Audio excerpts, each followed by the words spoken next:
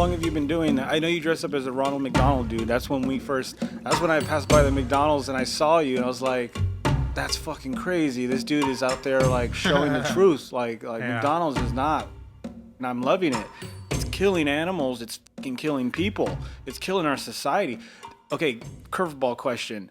Do you think that our government wants to depopulate, so they're in contract with Big Pharma, which makes big money, to make people sick and have them die faster because people are living longer? Conspiracy. Just throwing that out there. You sound insane. Do you realize that? That's a loaded question. You fucking crazy, man. I don't put anything past the government. So that's my short, brief answer.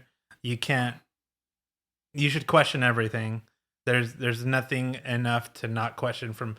We've talked about the manipulation that we've been facing since as children. But why make people sick? We know people are getting sick because of this fast food industry. Mm-hmm. We know Big Pharma is giving them pills and stuff, which I believe makes people into zombies. Mm-hmm. Go for it. Well, a big part of it too is you have to think about who these people are that are getting the fast food, that are on all of these pills. It is like even if it's not low income, lower class people. That's a great fucking point. It's still not the upper class. Whoa. You're saying most people that eat this garbage can't afford more, or it's more available, and they're like sheep. I hate to use the word sheep. They're like followers, so they're gonna just do what the commercials tell them to do. They're manipulated by commercials. They're manipulated when you got the advertising and the marketing. So obviously, there's this. You can always give a sense of accountability to a certain extent, but there's manipulation from the get-go. We're conditioned that way. Yeah. I mean, I came from the high desert, and then everywhere you go, you go to Laguna Niguel, you're not gonna see a Jack in the Box every corner and McDonald's every corner. You're not.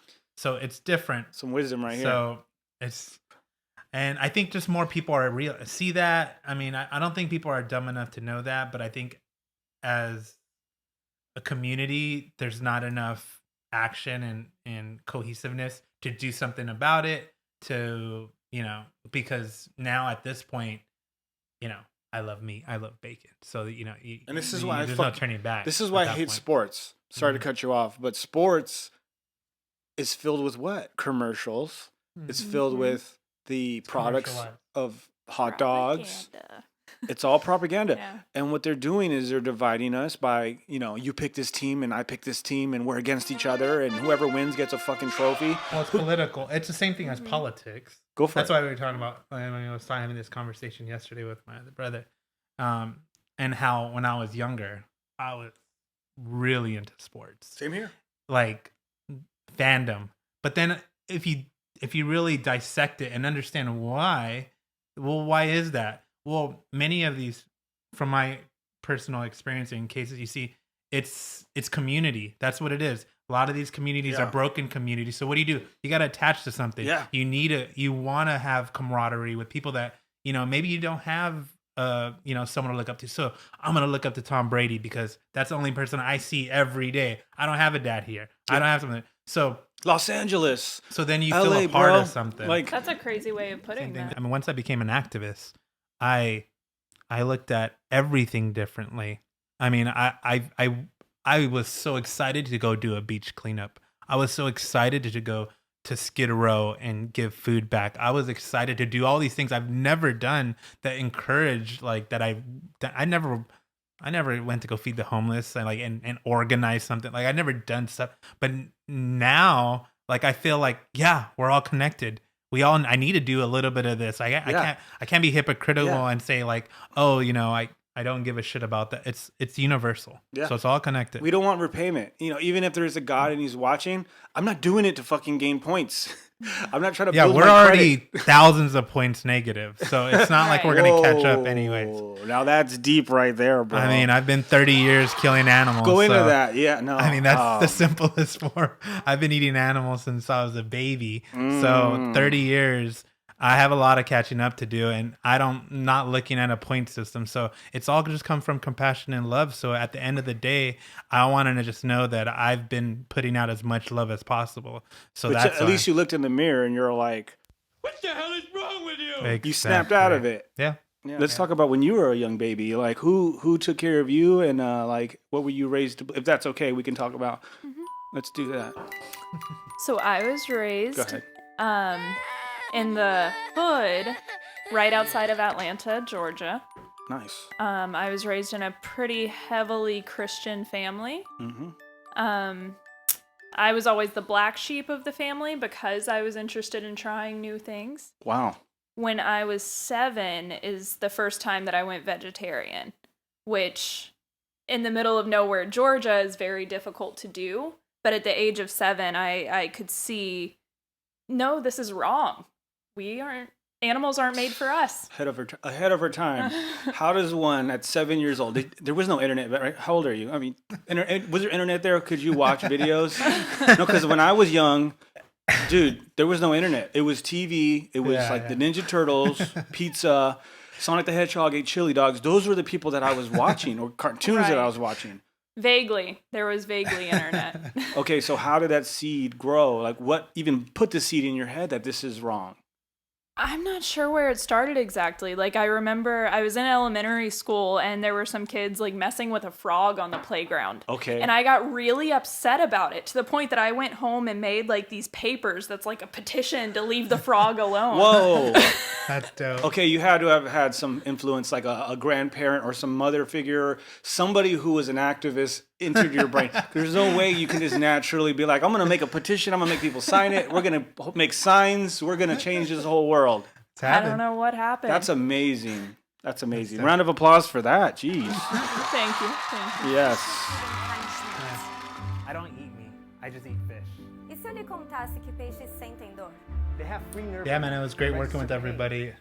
Where did you guys come up with this concept? What is this about? Aquatic Animal Liberation. Is that how you say it? Yeah, Aquatic Animal Liberation. So,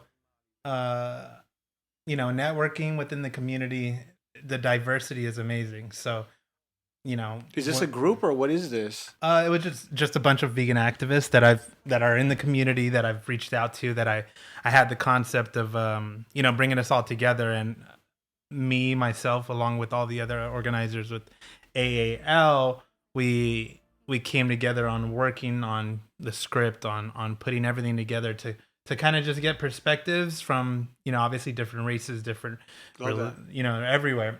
There isn't that many people that talk and do things for the aquatic animal life. Yeah. And we don't see it. We're on the land. And they don't have a sophisticated voice box to scream like many other animals. So sometimes people, even vegans look at them as like a second class animal, fish, because they're not screaming, they're not cuddly. You can't go hunt and hug a fish as much as you could, It's a dog. an out of sight, out of mind type Exactly. of That's thing. it. That's with everything. Like, if you don't see it, how do you know? But there is a video I seen of this dude. He was actually petting a fish and he would jump in his hands. Did you see that video? You can see for yourself the fish is swimming. And now he's coming back around. And he's like, yo, pet me some more. Sweet babe. Isn't that adorable? I mean, Yeah, that's dope. It's great, man. he's not squirming. Look at that. He just swims away and he comes right back for some more. It's just we Very think intelligent creatures. yeah, it's just about programming, bro. I put this on a post recently. Look at this. If we respect them, they'll respect us. Look at that. He's not squirming. He knows he's in good hands. And he goes out. He goes away, and he loves to be pet or she. I don't know. The thing is that our planet, it's over 70% water. I mean, it's ocean. Damn. So we're a planet of water. Over 72% of it is, of all species, is aquatic species. So the disconnection is real. It's crazy. And people don't realize from the lack of respect that we do give aquatic life, We're 30 years out from having fishless oceans. No. And as of right now, that doesn't feel real because it's not an issue yet. But 30 years passes real quick. Yes, this is true. Time flies, and we're a part of this time. Why not use it for something good? I believe this is going to kind of like trip you guys out a little bit. I believe we're computers, just like this right here. We can be programming installed information. So when you're born, you're a computer. Like a brand new computer, you already have programs installed, which means you can blink, you can fucking swallow, you can breathe. These are programs that are already coming with the computer. Involuntary. Exactly. And when you get older, your parents and friends and family, whoever, install more information into you, programs. You know, when you go into rehab, I've never been in rehab, but you know, when you go to rehab, they go, this program can, you know, change your program. It's a fucking, we're computers.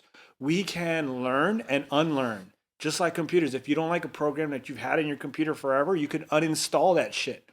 People don't realize this shit. The thing is that there's levels to that. Levels and then to that's what? the thing. There's levels of programming that we have to deprogram people. And how hard it is. Some people... Well, they got to understand that they're fucking computers. Sorry to cut you off. Go ahead. No, yeah, you're right. Some people, from an early age, have an idea of it. Yeah. Have an idea. I'm Some people are thinking lost. she watched the Disney movie and saw Bambi and shit. And she Maybe. was like, no, I'm not going to participate in this. That may be what it is. I've seen Bambi Some once in people my life, and When it hits Are you. not again. so Yeah. I mean, I went 30 years of my life programmed one way, and it took a lot of deprogramming. I want to know, because I've seen Danielle's growth as far as just being very vocal and helpful and very great at organizing. Maybe what would you say, or what piece of advice would you give? Realizing that life happens, my life happens, but other beings' lives also happen. So why can't I sacrifice a little bit of my time and a little bit of my effort to make up for other beings' lives? Yeah. So just jump The in there. simplest form. It's not easy to set your life aside all the time, but do what you can when you can, and recognize that that's something that you should do. Dude, we didn't have fucking Bernie Sanders here. We had Bernie the vegan. Give him a round of applause, man.